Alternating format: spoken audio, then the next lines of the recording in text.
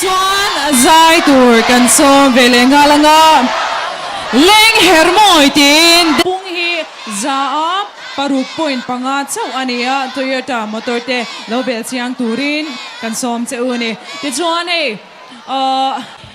you tai kan lam kan hoi vele thung dom zai turin Lalsangliana taite-a hilau so mangu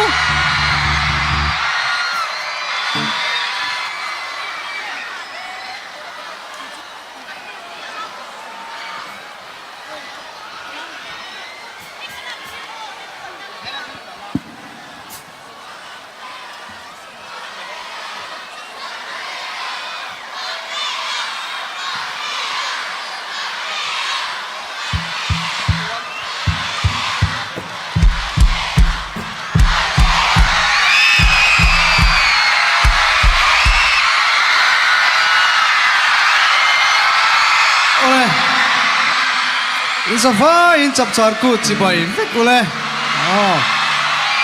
hey kumina kan CHAPCHÁR ku thu pui kha kan hriat ang khan hoi hom na ti khani a mizo nun se moi hoi hom na vong nung tu choi nung tu ni zel turin kan som du chewa ti chuan chu mai baka thlong ngai na te rinom na te dik na te kan sa vain vong nung zel angu ti kan soima sa du ni ti chuan in viniar kal khom zong zong te in zava in ka mangai vek cheu ani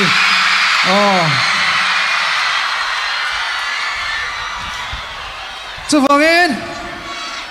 Zoram Hmangaihtu ti dual dualang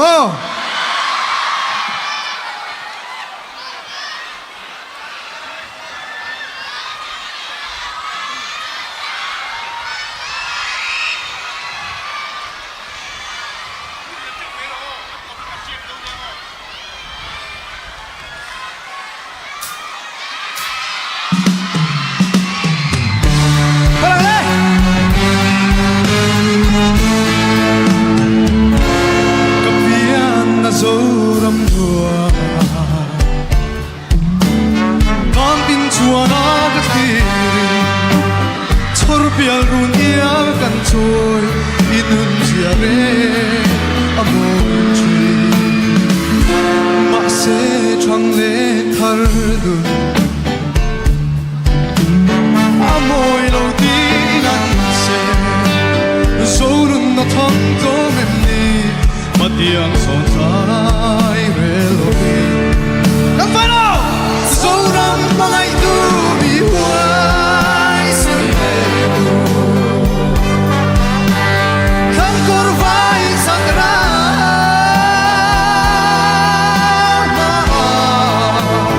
Insa mai dorem le Zoram paran tia Zangai lo vala trong đất xe Iram lẽ tâm him na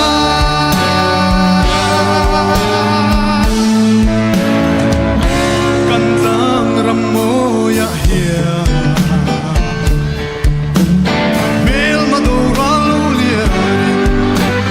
Zoram rutin na loya Zoram parbo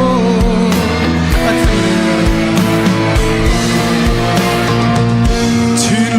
chuak zo phật